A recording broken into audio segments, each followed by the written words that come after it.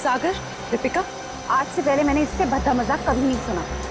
अनीशा, ये मजाक नहीं सच्चाई, और तुम इसे जितना जल्दी स्वीकार कर लो वही तुम्हारे लिए अच्छा होगा।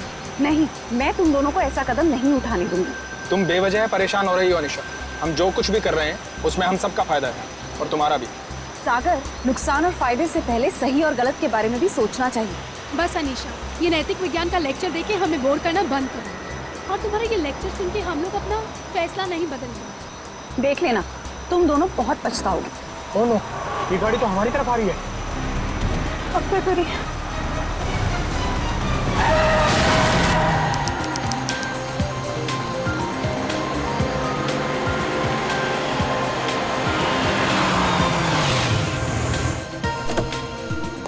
Hello sir. Hello.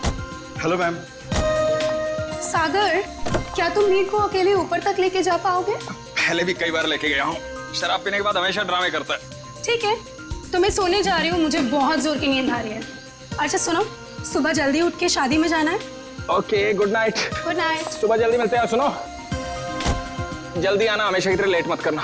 Okay. Sir, हम आपकी कुछ मदद करें? एक व्हील चेयर ले आओ। व्हील चेयर की क्या जरूरत है सर? हम दोनों इन्हें ऊपर ले जाते हैं। आपका कमरा नंबर 303 है ना? जितना बोला उतना करो ना।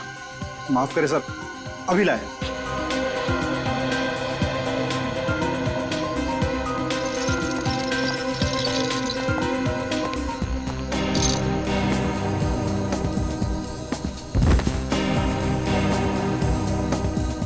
उठाओ इसे।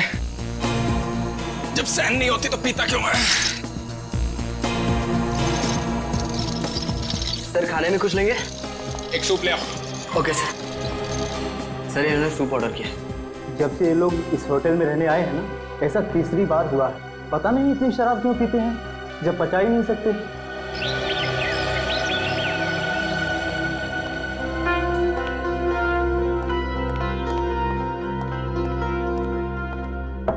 अगर साहब, मीर साहब, सर रूम सर्विस। साहब, क्या हुआ? दरवाजा नहीं खोल रहे? नहीं, देखना दोपहर हो गई है, लगता है इन्हें रूम की सफाई नहीं करवानी है। हो सकता है शायद सो रहे होंगे। सो रहे होंगे अब तक? हाँ, मैंने सुबह फोन भी किया था नाश्ते के ऑर्डर के लिए, लेकिन उन्होंने फोन नहीं उठाया। और आज तो उनको किसी शादी में भी जाना था सुबह। शादी में भी जाना था और अब तक सो भी रहे?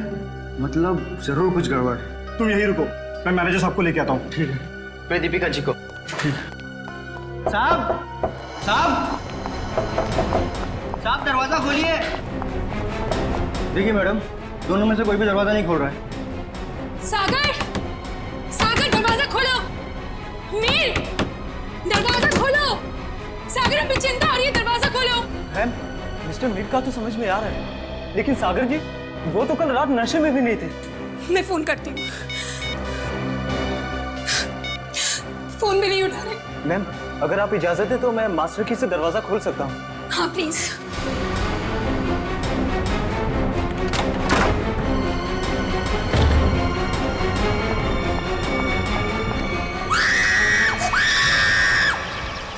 नील, तुम सोच भी नहीं सकते मैं इन छुट्टियों को लेकर कितनी उत्सुक हूँ। आखिरकार तुम्हारे ऑफिस वाले और मेरे ऑफिस वाले राजी हो ही गए और हमें एक हफ्ते की छुट्टी दे दी। भाई समझ में नहीं आता कि इंसान अगर दिन में 14 घंटे काम करेगा तो भाई अपनी खूबसूरत बीवी के साथ वक्त कब बिताएगा? नहीं नील, तुम अपने आके सड़क पर रखो। तुम जानते हो ना, तुम जब भी गाड़ी चलाते हो मुझे कितना डर लगता है। अरे तुम बेवजह घबरा रही हो। हाँ, अरे वो देखो, वो क्या है? वहाँ कोई लड़की सच में पड़ी है। देखो देखो। नील, हमें उसकी मदद करनी चाहिए। हाँ, सुनिए, सुनिए, आके खोलिए।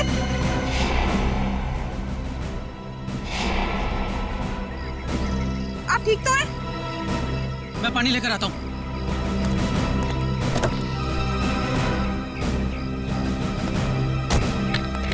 ये लो।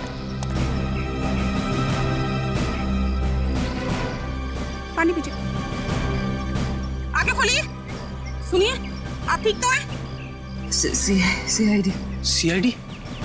नील, हमें इनको अस्पताल लेकर चलना चाहिए। हाँ, और मैं सीआईडी को भी खबर कर देता हूँ। हाँ ठीक है।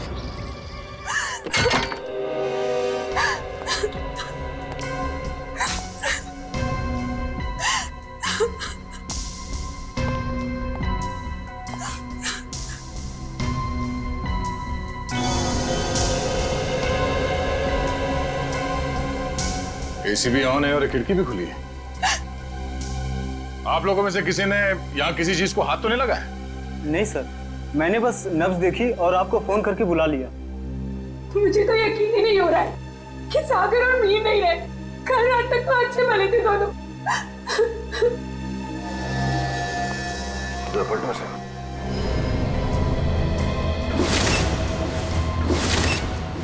ये देखो फ्रेडी, मीर का खून गला घोट के किया गया है। हाँ सर, गले पे लाल निशान साफ साफ दिख रहा है। निशान देख के लगता है कि नायलॉन के रस्सी से गला घोटा गया इसका।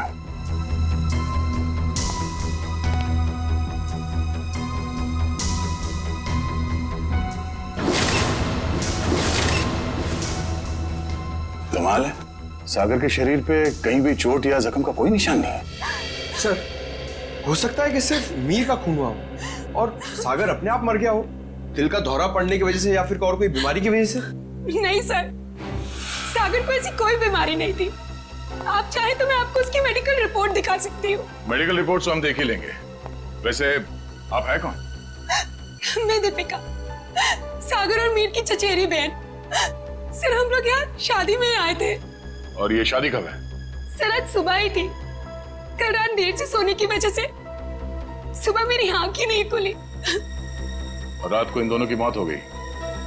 आप लोगों में से आखिरी बार किसने देखा था इन्हें? सर, मैंने देखा था। कल मिस्टर मीर बहुत ज्यादा शराब पी लिए थे और होश में नहीं थे सर। तब मिस्टर सागर इन्हें होटल में लेकर आए थे, तब देखा था सर। क्या मीर अक्सर शराब पीता था? हाँ सर, मीर बहुत ज्यादा शराब पीता था और शराब इससे बर्दाश्त नहीं होती थी। उसके बाद किसी ने देखा इन्हें? हो सकता है कोई कमरे में आया हो रूम सर्विस के लिए या किसी और काम के लिए। हाँ सर, मैं आया था रूम में सूप लेकर। उस वक्त मीर साहब बिस्तर पर लेटे हुए थे और सागर साहब टीवी देख रहे थे। उस वक्त टाइम क्या हुआ था? करीब 12:30 बजे। 12:30 बजे, मतलब उसके बाद इस कमरे का दरवाजा खुला नहीं है। आप लोगों ने आधे घंटे पहले दूसरी चाबी से दरवाजा खोला, राइट? जी सर। इसका मतलब है कोई और आया था यहाँ इस कमरे में, कोई तीसरा आदमी, शायद इस खिड़की से। ये नामुमकिन है सर। हमारे सिक्योरिटी गार्ड हर वक्त नीचे पहरा देते रहते हैं, तो कोई खिड़की से कैसे आ सकता है? कोई गेस्ट आया था इनसे मिलने के लिए यहाँ? नहीं। कोई गेस्ट अंदर नहीं आया, कोई खिड़की से अंदर नहीं आया। इसका मतलब है ये खून होटल के स्टाफ में से किसी ने किया है, ठीक उसी तरीके से। और शायद वो इस दरवाजे से ही अंदर आया, दूसरे चाबी से ये कमरे का दरवाजा खोला गया। सर, ये आप क्या कह रहे हैं सर? भला हम अपने कस्टमर का खून क्यों करेंगे? शायद लूटने के इरादे से। रेडी पंकज, कमरे की अच्छी तरह से तलाशी लो। सर, रात को 2 बजे तक तो कॉरिडोर में मैं फोन पे बात कर रहा था। मैंने तो किसी को इनके कमरे में आते हुए नहीं देखा। आपका कमरा कौन सा है? सर, वो 304।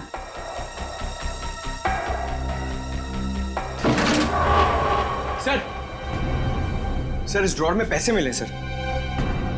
पैसे? ओह, मतलब ये खून पैसों के लिए नहीं किया गया है। और कमरे की हालत भी एकदम दुरुस्त है, ऐसा लगता नहीं है कि कोई हाथापाई हुई यहाँ पे। हाँ सर, अगर कोई बाहर वाला आदमी होता तो अपनी जान बचाने के लिए इन्होंने हाथापाई तो की होती। इसका मतलब ये है कि जो कोई भी था वो जान पहचान वाला ही था। क्यों दीपिका जी? सिर्फ मुझ पे शक कर रहे हैं।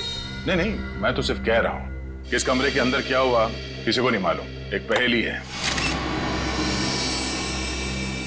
सर, मोबाइल फोन मिला है।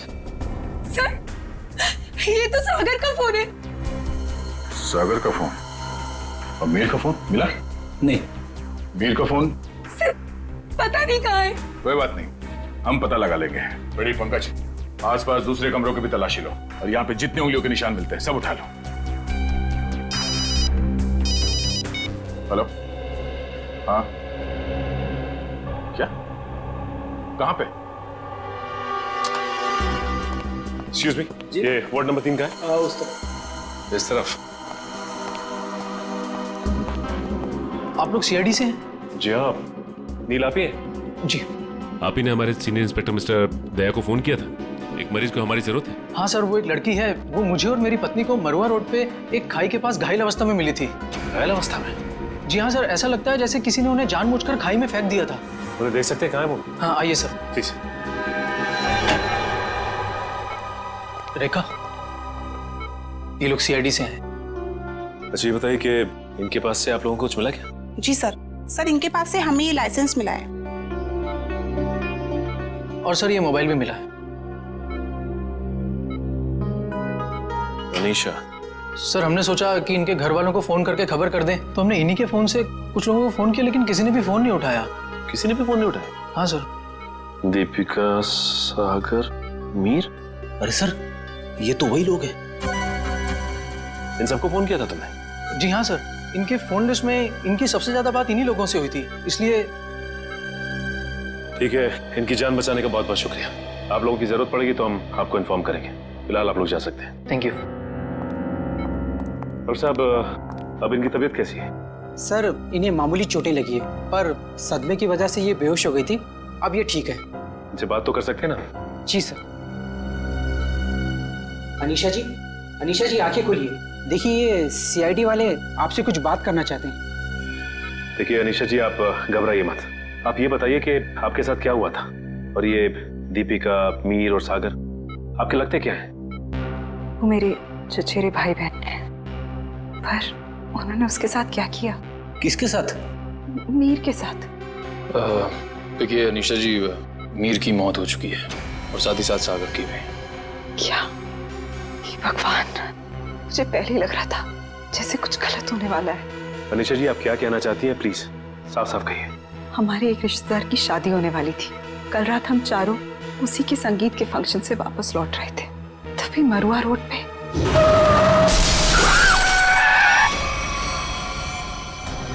तुम दोनों ठीक तो हो ना? हाँ, हम ठीक हैं। घबराओ मत, ये हमारा ही प्लान था। क्या? चलो।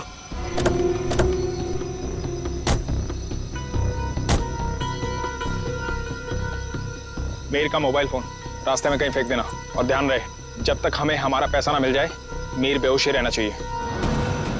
ये लो नया सिम कार्ड। मीर के परिवार वालों से फिरौती की मांग इसी नंबर से करनी है। और हाँ, हमें फोन मत करना, वक्त आने पर हम लोग खुद कांटेक्ट करेंगे। नहीं, मैं तुम दोनों को ऐसा कुछ नहीं करने दूंगी। मीर हमारा चचेरा भाई है। अनीशा, तुम हमारे प्लान में दखलंदाजी मत करो, वरना क्या? मीर को हम बाद में खुद देख लेंगे, पहले तुम इसको ठिकाने लगाओ। चलो। ये क्या कर रही हो तुम मेरे साथ? दीपिका, तुम मेरे साथ ऐसा कैसे कर सकती हो? दीपिका और सागर पैसों के लिए कुछ भी कर सकते हैं। छोड़ो मुझे। ओह, तो मतलब दीपिका और सागर अपने चचेरे भाई मीर को अगवा करना चाहते थे? हाँ सर, अगर ये बात मुझे पहले पता होती कि उनके दिमाग में ऐसी कोई खिचड़ी पक रही है तो मैं मीर को पहले ही सावधान कर देती, लेकिन मैं भी फंस गई बेवजह उनके प्लान में। और जब मैंने उनका साथ देने से इनकार कर दिया तो उन्होंने मुझे चलती गाड़ी से नीचे खाई में फेंक दिया। क्या जमाना आ गया है, रिश्तेदार एक दूसरे के साथ ऐसी घिनौनी हरकत कर सकते हैं? वो तो अच्छा हुआ वहां एक पेड़ की वजह से मैं खाई में नीचे गिरते गिरते बच गई, वरना मैं भी मीर के साथ मारी जाती। मगर सागर की मौत कैसे हुई? इसी का पता हम भी लगा रहे हैं। सर लगता है दीपिका इस पूरे जिम में मिली हुई है। उसी ने होटल के कमरे में जाके दोनों को मार दिया। वही तो, तभी तो उसने हमें अनीशा जी के बारे में भी नहीं बताया। लेकिन वो मीर को मारेंगे क्यों? वो तो सिर्फ उससे पैसे चाहते थे। तभी तो वहां पे उन्होंने कुछ गुंडों को भी बुलाया था, जिससे कि मीर को पता ना चल पाए कि उसे अगवा किया किसने। हो सकता है सागर और दीपिका के बीच में पैसे के बंटवारे को लेकर लड़ाई झगड़ा हो, और इसीलिए वो लोग अपने प्लान में कामयाब नहीं हो सके। हेलो पंकज, हमें शक है कि मीर और सागर के खून में दीपिका का हाथ है। एक काम करो, उसे जल्द से जल्द अरेस्ट कर लो। क्या दीपिका भाग गई? ठीक है। दीपिका होटल से भाग गई? हाँ फ्रेडी, दीपिका भाग गई। अनीशा जी, इस केस को सॉल्व करने में हमें आपकी मदद चाहिए। जरूर सर, मैं आपकी मदद करने के लिए तैयार हूँ। क्या बात है डॉक्टर साहब, बड़ी मेहनत हो रही है। आपकी डॉक्टर तारिका, वो तो चली गई छुट्टी लेकर के, और दो लाशों का बोझ मेरे कंधों पर। अरे सर, तारिका जी को थोड़ी ना मालूम था कि ऐसा केस आने वाला है, और वैसे भी उन्होंने पहले से आपसे छुट्टी ली थी और सारी टिकट वगैरह पहले से ही बुक हो चुकी थी। हाँ सर, अभिजीत ने खुद लाइन में लगकर टिकट की बुकिंग करवाई थी तारिका जी के लिए। हाँ। है ना? अरे यार, ये राज की बातें तो सबके सामने हाँ साळुंखे, अब तक तो तूने मेरे होनर ऑफिसर्स को बता ही दिया होगा कि मौत हुई कैसे। बस आपके ये होनहार ऑफिसर, इन्हें किसी और चीज से फुर्सत मिले तो लाश की बात करें ना। देखिए सर, हम लोग यहाँ सिर्फ लाश की बातें ही करने आए हैं। Oh, really? जी बताइए बताइए। बस इस मीर की मौत हुई है गला दबाने की वजह से। किसी ने बहुत ही होशियारी के साथ इसकी जैगुलर वेन को दबा दिया और तोड़ दिया, और ये काम किसी एक्सपर्ट का है। वो अच्छी तरह से जानता है कि गले के कौन से हिस्से को दबाने से जल्दी से मौत हो जाएगी। मीर ने शराब भी पी रखी थी ना? शराब भी पी रखी थी, और मीर के खून में मुझे एक ड्रग मिली, डोडीन नाम की ड्रग, जो इंसान को बहुत गहरी नींद में सुला देती है। जब इस मीर का खून हो रहा होगा ना, इसे पता भी नहीं चला होगा। ये मीर होटल जाने से पहले संगीत के फंक्शन में गया था, शायद वहीं किसी ने इसे ये ड्रग दी होगी। अरे मीर की मौत हुई कब? मीर की मौत हुई है लगभग 16 घंटे पहले। 16 घंटे पहले? मतलब जब सागर मीर को व्हील चेयर के ऊपर बिठाकर होटल के अंदर ले जा रहा था, तब तक ये मीर मर चुका था? बिल्कुल दया। इनफैक्ट सागर मीर को नहीं, मीर की लाश को कमरे में ले जा रहा था। तो फिर सागर की मौत कब हुई? सागर की मौत हुई है मीर की मौत के ठीक 12 घंटे के बाद, और सागर की बॉडी पर कहीं किसी किस्म की चोट के निशान नहीं है। तो फिर इसकी मौत हुई कैसे साळुंखे? इसकी मौत हुई है सफोकेशन की वजह से। किसी वजह से इसका दम घुट गया, ऑक्सीजन ने इसके फेफड़ों में जाना बंद कर दिया, और इसी वजह से सागर की मौत हो गई। पर सर, सागर का दम घुटा कैसे? ये पता लगाना भी बाकी है, लेकिन हाँ, फिलहाल मैं आप लोगों को एक बहुत अहम सुराग दे सकता हूँ। क्या क्या सुराग? एक मिनट।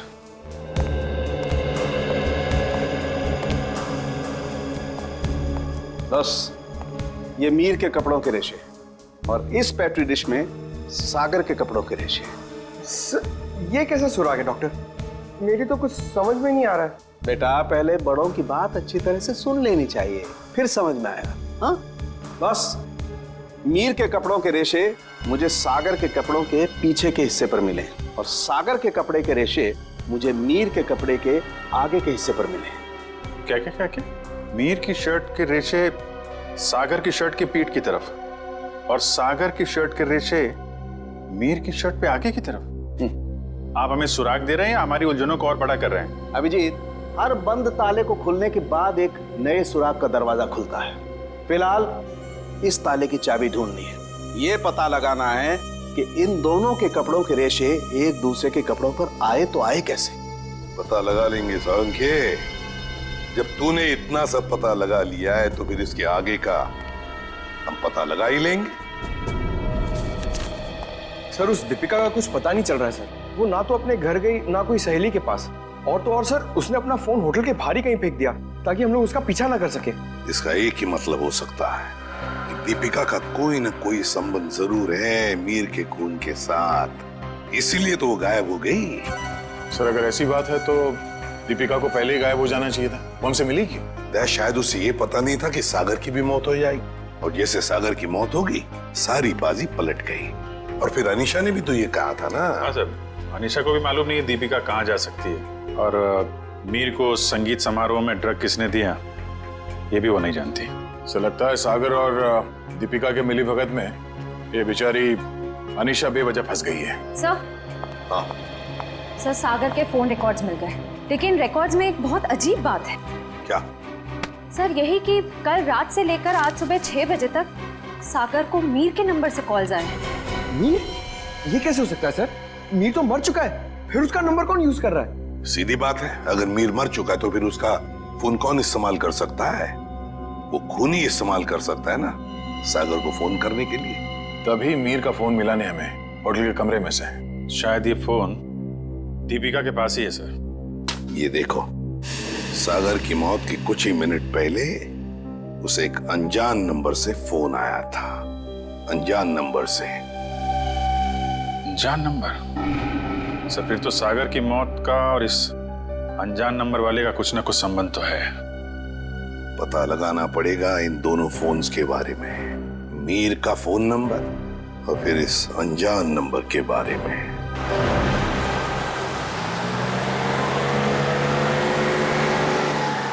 बस आप यहीं गाड़ी रोक दीजिए।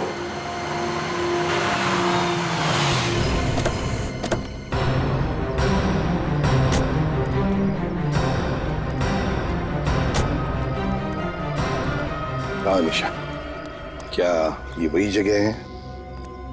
हाँ सर, ये वही जगह है जहाँ गुंडों ने हमारी गाड़ी रोकी थी और फिर मुझे दूसरी गाड़ी में डाल दिया खाई में फेंकने के लिए। और दीपिका और सागर उस दिशा में चले गए थे। दीपिका और सागर उस दिशा में चले गए? जी सर। लेकिन एक बात बताओ निशा, तुम्हें पूरा यकीन है कि ये वही जगह है, वही सड़क है? रात का समय था, हो सकता है तुम कुछ भूल कर रही हो। नहीं सर, मुझे पूरा यकीन है ये वही जगह है। जब गुंडे हमारी गाड़ी के आगे आए थे तो हमारी गाड़ी वो पेड़ से टकराई थी। उस पेड़ से? जी सर।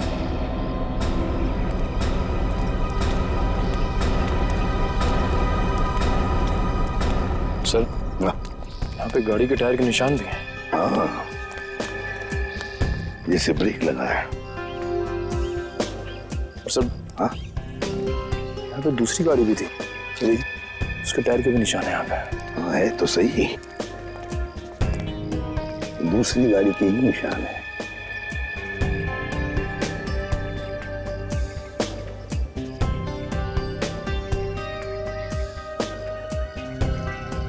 ये देखो, कांच के टुकड़े, कांच के टुकड़े। सर शायद मीर और दीपिका की गाड़ी के होंगे। हाँ, हो सकता है। लेकिन सर, उनकी गाड़ी जब होटल में आई थी तो सही सलामत थी। वही तो फ्रेडी, वही तो। जब उनकी गाड़ी होटल में आई थी तो बिल्कुल सही सलामत थी। जरूर गाड़ी की मरम्मत की गई होगी, क्योंकि जब हमने गाड़ी होटल पर देखी तो बिल्कुल वैसे के वैसे थी जैसे कुछ भी नहीं हुआ था उस गाड़ी को। ये कुछ और ही चक्कर है।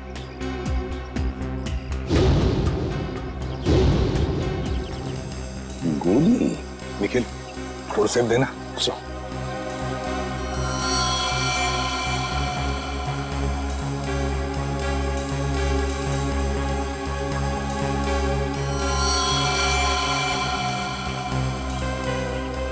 गोली चली है यहाँ पर।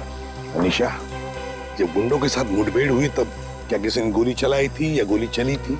नहीं सर, मेरे सामने तो नहीं चलाई, पर हो सकता है मेरे जाने के बाद चली हो। तुम्हारे जाने के बाद? अनीशा के जाने के बाद गोली चली थी?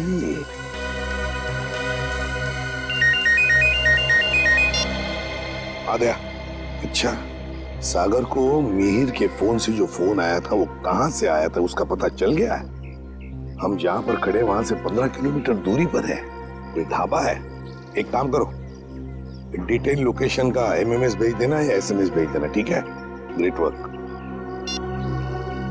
सिस्टर, आप अनीशा को हॉस्पिटल ले जाना। निखिल, फोन करके दूसरी गाड़ी का इंतजाम करो। ढाबा।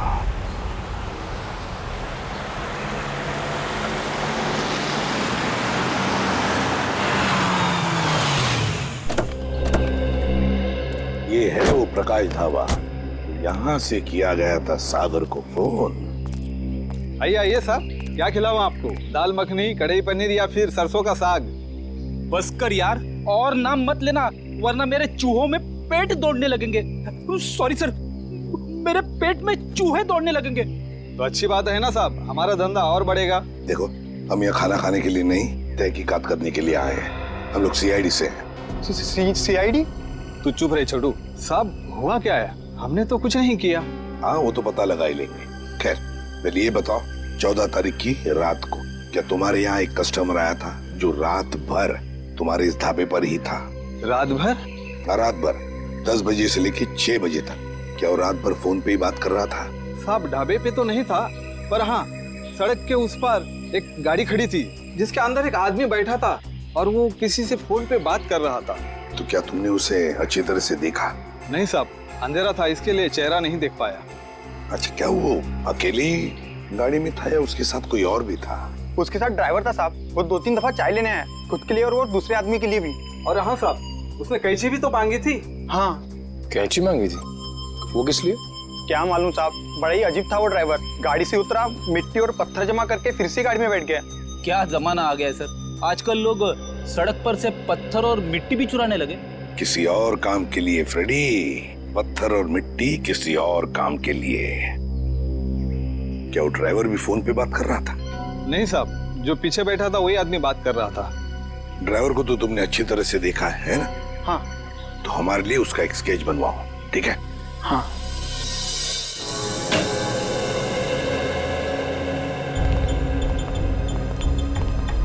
ये है वो उलझी हुई पहली, डॉक्टर साहब। मीर की लाश यहाँ पड़ी थी, सागर की वहाँ। मीर की मौत 7:30 बजे हुई थी और सागर की उसके 12 घंटे के बाद, है ना? और मीर की मौत की वजह है नायलॉन की रस्सी से गला दबाना, सागर की मौत की वजह है दम घुटना। और अभिजीत, कमरे में कोई तीसरा आदमी था नहीं, क्योंकि कमरे का दरवाजा अंदर से बंद था। सर, इस केस में सबसे अजीब बात तो यह है कि सागर ने मीर की लाश के साथ 12 घंटे क्यों गुजारे? और सर, मीर का खून सागर ने किया होता तो वो लाश को वापस होटल में लाने का खतरा क्यों उठाता? अक्सर खूनी खून करने के बाद लाश को किसी सुनसान जगह फेंक देता है। तुम दोनों के सवालों का जवाब इस चलते हुए एसी और इस खुली हुई खिड़की के बीच छुपा हुआ है, जो दया को क्राइम सीन पे दिखाता है। सर, ये भी तो हो सकता है कि सागर का दम घुट रहा हो और उसने खिड़की खोल दी हो ताकि खुली हवा में सांस ले सके। नहीं सचिन, बात इतनी आसान नहीं है। मैंने बताया था ना आप लोगों को कि मुझे मीर की कमीज पर सागर की शर्ट के रेशे और सागर की शर्ट पर मीर की कमीज के रेशे मिले। दोनों की कमीजों पर एक दूसरे के कपड़े के रेशे हैं। Yes sir. सर, ये दोनों की कमीज पे एक दूसरे का धागा मिलना, चलते हुए एसी के बाद भी खिड़की का खुला हुआ होना, ये एक ही बात की तरफ इशारा कर रहा है। और वो क्या है? कि सागर ने मीर की लाश को दोबारा यहाँ लाने का खतरा इसलिए उठाया ताकि वो मीर की मौत को हादसा या फिर खुदकुशी का रूप दे सके। यानी सर, सागर ने पहले लाश को उठाया और फिर खिड़की से बाहर फेंकने की कोशिश की। एग्जैक्टली। उसने सोचा होगा कि सबसे कह दूंगा कि शराब के नशे में मीर खिड़की के नीचे गिर गया, लेकिन इसके पहले कि वो अपने प्लान में कामयाब हो पाता, उसकी मौत हो। हाँ सर, ये गुत्थी आधी तो सुलझ गई, लेकिन एक बात समझ में नहीं आई कि इस कमरे में सागर और मीर के अलावा कोई भी नहीं था, तो फिर सागर की मौत अचानक कैसे हुई? सचिन, उसकी मौत का राज उस अनजान फोन कॉल में छुपा हुआ है जो उसे सुबह सुबह आया था। हाँ पंकज, अनजान कॉल का पता चल चुका है कहां से की गई थी? Very good. कौन सी जगह? झूला tower. Okay okay okay okay, thank you very much Pankaj, thank you. जी, झूला टावर तो वो रही बिल्कुल सामने, जो अभी तक पूरी बनी भी नहीं है। या डॉक्टर साहब, सर आप यहाँ देखिए, तब तक हम लोग झूला टावर का चक्कर मार के आते हैं, देखते हैं वहां पे क्या हुआ था।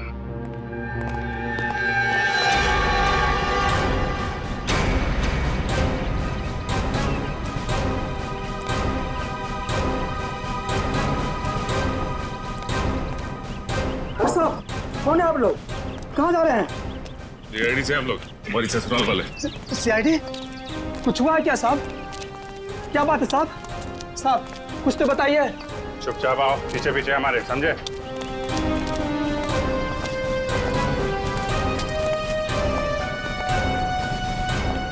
ये देखो, यहाँ से कमरा नंबर 303 बिल्कुल साफ साफ दिख रहा है।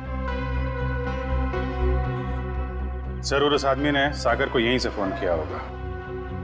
परसों रात तुम ही ड्यूटी पे थे यहाँ पे? हाँ साहब, मैं तो हर रात यहाँ ड्यूटी पर ही रहता हूँ। तो जरा ठीक से याद करके बताओ, परसों रात यहाँ पे कोई अजनबी आया था इस बिल्डिंग में? साहब, कुछ कॉलेज के बच्चे थे, कह रहे थे किसी पिक्चर की शूटिंग करनी है। पिक्चर की शूटिंग? कौन से पिक्चर, क्या बताया उन लोगों ने? उन्होंने कहा तो छोटी सी पिक्चर की शूटिंग करनी है कॉलेज के एग्जाम के लिए। उन्होंने मुझे 15,000 रुपये दिए और तुमने उन्हें अनुमति दे दी यहाँ शूट करने की? जी, मुझे लगा मेरी और मेरे बच्चों की मदद भी हो जाएगी। और खूनी की भी। खूनी? हाँ खूनी। तुम ही बताओ, उन लोगों का नाम नंबर कुछ है तुम्हारे पास? नहीं साहब। अच्छा ये बताओ कि वो बच्चे आए कैसे? साहब, वो लोग नीले रंग की गाड़ी में आए थे। नीली गाड़ी? गाड़ी का नंबर क्या? गाड़ी का नंबर याद नहीं, बहुत अंधेरा था। अच्छी चौकीदारी कर रहे हो, उनका नाम पता तक नहीं लिया तुमने, सिर्फ गाड़ी का रंग याद है बस। गलती हो गई साहब। पर हाँ साहब, एक बात है जो शायद आपको कुछ काम आ जाए। क्या बात? साहब, वो लोग उस कैमरे की बात कर रहे थे जो अपने साथ लेकर के आए थे। कह रहे थे महंगा है, संभाल के रखना, भाड़ा देना है। भाड़े का कैमरा? तो श्रेया और पंकज लगे हुए हैं कि स्टूडेंट्स ने फिल्म का कैमरा कहां से किराए पे लिया था। गुड। और दया, ड्राइवर का स्केच बन गया? हाँ सर, वो स्केच हमने सभी एम्प्लॉयमेंट एजेंसी में भेज दी है। बहुत जल्द उसकी पहचान हमारे सामने होगी। तू यहाँ? हाँ यार, लैब में बैठा बैठा बोर हो रहा था। मैंने सोचा आप लोगों के साथ ब्यूरो में चल के चाय पी लेता हूँ। अरे चाय तो हम आपको जरूर पिलाएंगे डॉक्टर साहब, लेकिन ऐसा कौन सा सबूत हाथ लग गया है जो आप भागे भागे यहाँ चले आए? सुराग हाथ में तो नहीं लगा है अभिजीत, लेकिन लगने वाला है। ये देखो, ये चार्ट देख रहे हो? ये तो कोई कैलकुलेशन चार्ट लगता है। किस चीज का चार्ट है ये? बॉस, ये मीर और सागर की मौत का कैलकुलेशन चार्ट है। अगर मेरी कैलकुलेशन सही निकल गई ना, तो इस सागर के दम घुटने का राज यूं पता चल जाना, यूं। सर आइए। सर, ये मिस्टर सोहन है। उन कॉलेज स्टूडेंट्स को कैमरा किराए पे इन्होंने ही दिया था। कौन से कॉलेज के स्टूडेंट्स थे वो? Sir, QR institute of medical science and research centre. ये मेडिकल कॉलेज के बच्चों को फिल्म मेकिंग में कहां से इंटरेस्ट होने लगा? कितने लोग आए थे? सर, 4 स्टूडेंट्स थे। 4 लोग? तो उनमें से किसी ने तो अपना नाम बताया होगा। हाँ सर, एक लड़के ने अपना नाम और नंबर दिया था। क्या नाम है उसका? सुनील। सर, नंबर बंद आ रहा है उसका। रास्ते भर ट्राई कर रहा था मैं। जरूर इस मेडिकल स्टूडेंट में से कोई है जो इन दोनों पर नजर रख रहा था, मीर और सागर पर। हाँ सर, और सुबह जिस प्राइवेट नंबर से सागर को फोन आया था वो भी इनमें से किसी ने किया होगा। बस इस मेडिकल कॉलेज में जाकर इन स्टूडेंट्स से मिलो, जरूर कोई ना कोई सुराग तो मिलेगा ही मिलेगा। हेलो, ड्राइवर का पता चल गया? कहाँ रहता है वो?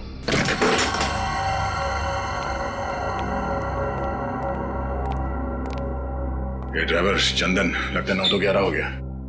तो ढूंढो।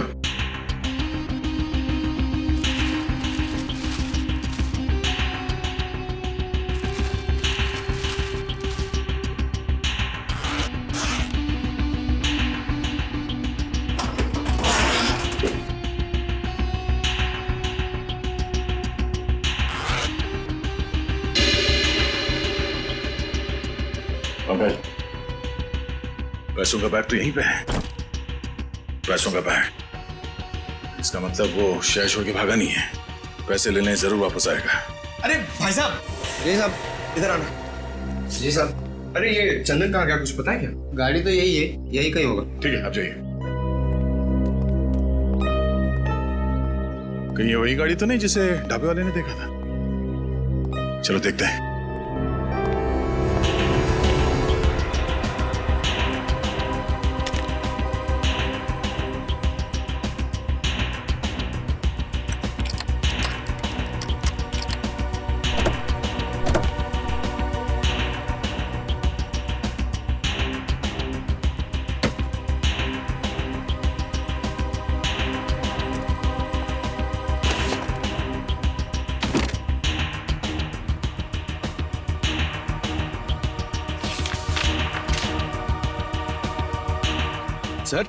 सर ये गाड़ी दीपिका की है। ये देखिए पेपर। दीपिका की गाड़ी? और ये देखो, पत्थर पे सूखा हुआ खून। शायद ये वही कंकड़ पत्थर है जिन्हें ड्राइवर ढाबे के पास इकट्ठा कर रहा था।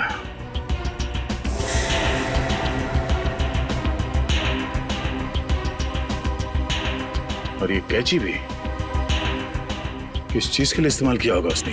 सर मुझे तो कुछ समझ में ही नहीं आ रहा है। गाड़ी का ड्राइवर भी गायब है, ये पत्थर, कैंची, इन सब चीजों का क्या संबंध है सर?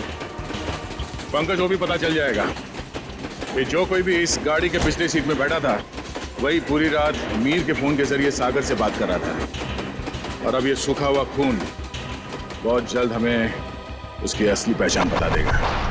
करण, तू 2 दिन से क्लास क्यों नहीं आ रहा? प्रोफेसर अमन बहुत नाराज हो रहे थे। क्या करूं यार, बुखार उतर ही नहीं रहा। लगता है मुझे फ्लू हो गया। बुखार? इसका माथा तो बिल्कुल ठंडा है। सर, तुम चारों ने अपने आप को बहुत बड़ी मुसीबत में डाल लिया है। कैसी मुसीबत सर? इसका जवाब मैं नहीं, सीआईडी देगी। सीआईडी? बिरजू, आप सब लोग यहाँ? बहुत बड़ी भूल हुई जो तुम लोग को वहाँ शूटिंग करने दी। सीआईडी के चक्कर में फंस गया मैं। लेकिन सीआईडी क्यों?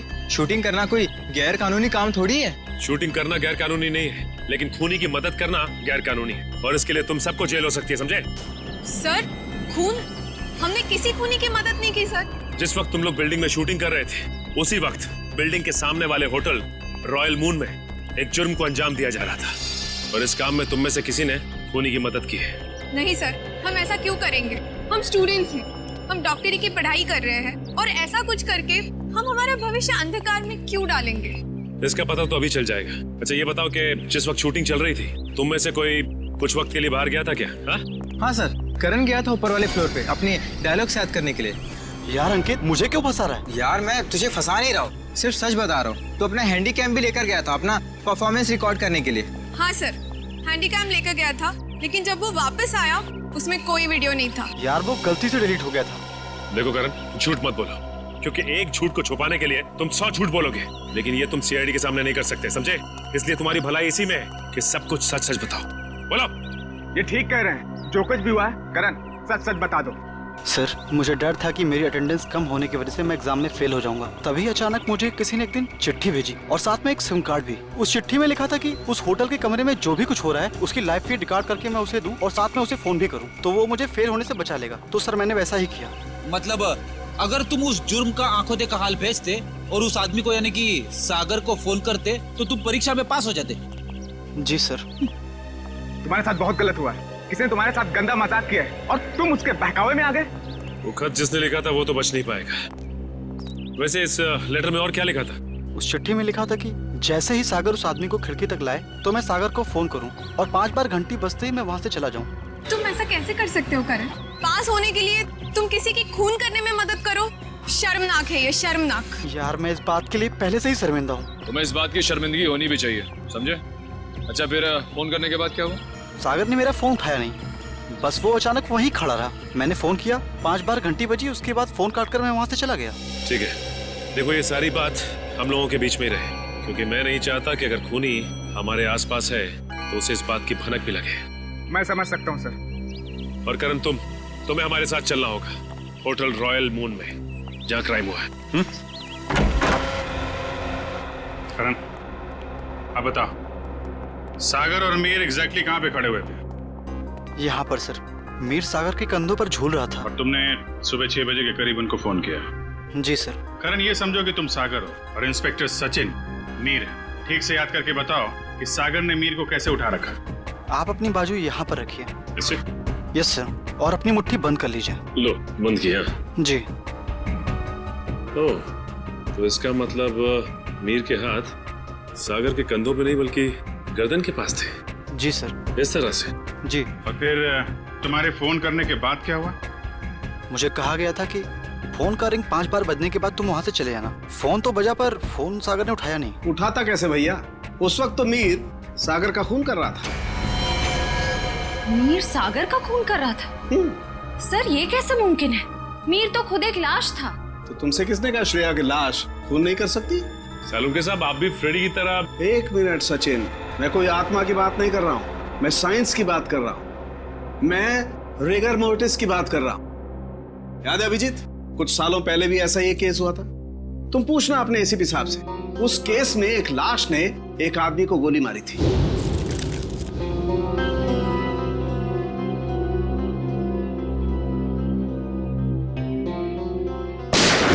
मैं भी यही सोचा था डॉक्टर साहब। अब इसे संयोग कहिए या बुरे काम का बुरा नतीजा, जिस वक्त सागर मीर की लाश को नीचे फेंकने वाला था, रिगर मोर्टिस सेट हो रहा था। उसने सागर के गर्दन को जकड़ा और दम घुटने की वजह से सागर की मौत हो गई। एग्जैक्टली हुआ कुछ ऐसा होगा, सागर कमरे में आया और किसी के फोन का इंतजार करने लगा, जो उसे बताने वाला था कि उसे एग्जैक्टली करना क्या है। फोन आने के बाद सागर ने मीर को बिस्तर से उठाया और उसे खिड़की की तरफ लेके गया, ताकि मीर को हत्या या आत्महत्या बनाया जा सके। लेकिन एक बात है अभिजीत, मुझे नहीं लगता है कि कोई संयोग था या कोई बुरे काम का बुरा नतीजा था, बल्कि मुझे लगता है सागर को फोन ठीक उसी वक्त जानबूझकर किया गया जब मीर के हाथों में राइगर मोर्टिस सेट हो रहा हो और मीर का हाथ सागर की गर्दन दबा सके। आपकी बात में दम है सालुंके साहब, वरना सागर के पास तो पूरी रात थी इस जुर्म को अंजाम देने के लिए। उसने सुबह तक इंतजार किया ही क्यों? क्योंकि वो चाहता था कि मीर के साथ साथ सागर का भी टिकट कट जाए और उस तक पहुंचने के सारे रास्ते बंद हो जाएं। कानून उस तक पहुंच ही ना पाए। मगर सालुंके साहब, खूनी ना तो यहाँ पे था और ना ही खूनी उस बिल्डिंग में था, तो फिर खूनी को ये कैसे पता चला कि मीर का शरीर कब पकड़ने वाला है और सागर उसे कब उठाने वाला है? करण के फोन के जरिए। मगर सर, सागर ने मेरा फोन तो उठाया ही नहीं। 5 बार रिंग बजी और मैं वहां से भाग गया। मैं भी बताता हूँ। श्रेया, जरा सागर के फोन पे कॉल करना। सर।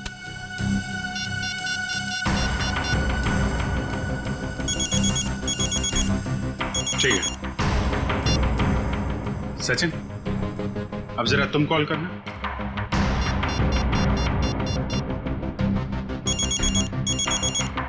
ठीक है। करण, अब तुम अपने फोन से सागर को कॉल करो।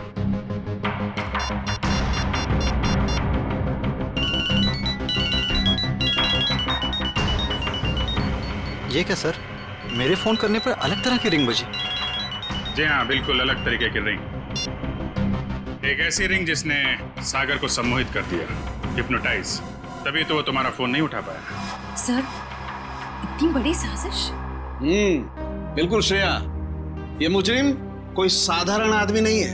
ये कोई एक्सपर्ट है, एक्सपर्ट जिसे रिगर मोर्टिस की बहुत अच्छी जानकारी है और लोगों को सम्मोहित करने की भी। ये कहीं करण के कॉलेज का कोई प्रोफेसर तो नहीं, कोई एक्सपर्ट? आज सारे स्टूडेंट्स सही समय पर आ गए। Very good. सर, क्या आप आज हमें पूरी प्रक्रिया दिखाने वाले हैं? जी, भविष्य में जो भी फॉरेंसिक डॉक्टर बनना चाहते हैं उनके लिए आज की क्लास बहुत ही महत्वपूर्ण है। लगता है मैडम आ गई। ऑफिसर्स, आप लोग यहाँ? जी हाँ, हमने सोचा कि क्यों ना हम लोग भी फॉरेंसिक साइंस की ABCD सीख लें। हाँ, शायद किसी को इम्प्रेस करने के काम आ जाए। हैं? क्यों अभी जी? वैसे प्रोफेसर रमन, आज बच्चों को क्या पढ़ाया जा रहा है? सर, आज रिगर मोर्टिस की क्लास है। ओह, रिगर मोर्टिस। जी सर। यानी लाश की अकड़न के विभिन्न स्तर विद्यार्थियों को सिखाए जाएंगे, हैं? जी सर, इसलिए हमने खास तौर पर इस विषय के विशेषज्ञ को बुलाया है। अच्छा, कौन है ये विशेषज्ञ, ये एक्सपर्ट? जरा हमारी भी मुलाकात करवा दीजिए इनसे।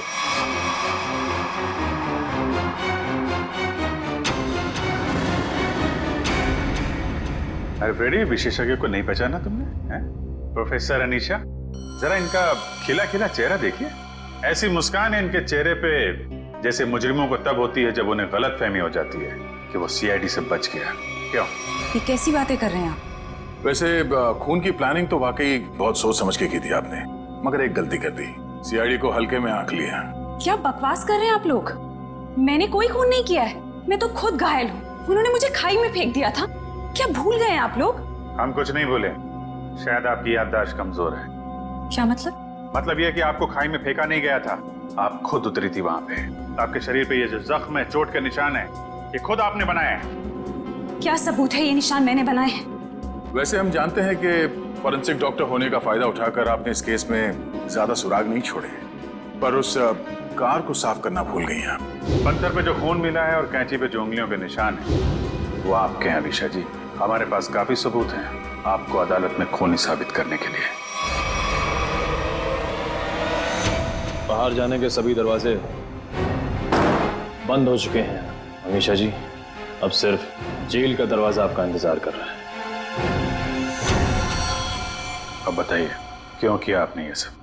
दीपिका और सागर ने प्लान बनाया था, मीर को किडनैप कर लेंगे और बदले में उसके ट्रस्ट से ढेर सारा पैसा मांगेंगे। उन्हें नहीं पता था कि मुझे उनके प्लान के बारे में सब कुछ पता लग गया है और बदले में उनके खिलाफ में एक और प्लान बना रही थी जो उनके प्लान से कई ज्यादा खतरनाक था। और उस ड्राइवर और दीपिका का क्या किया तुमने? दोनों को मारकर जंगल में फेंक दिया नीलगंज के। शर्म आनी चाहिए तुम्हें। एक फॉरेंसिक डॉक्टर का फर्ज होता है कि वो समाज से जुर्म को मिटाने में कानून का साथ दे, खूनियों को पकड़ने में मदद करे, लेकिन तुमने अपनी शिक्षा का गलत इस्तेमाल किया है। खुद एक अपराधी बन गए। ऐसे घिनौने अपराध की सिर्फ एक ही सजा है, फांसी।